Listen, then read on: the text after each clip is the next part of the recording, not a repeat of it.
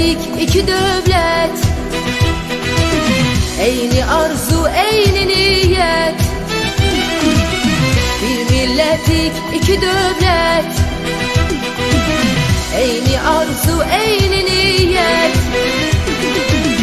Her ikisi cumhuriyet.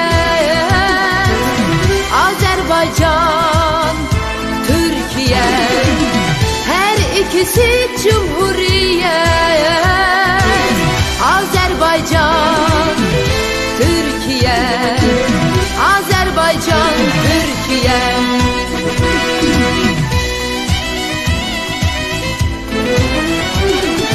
Bir ananın iki oğlum, bir amancın iki golüm.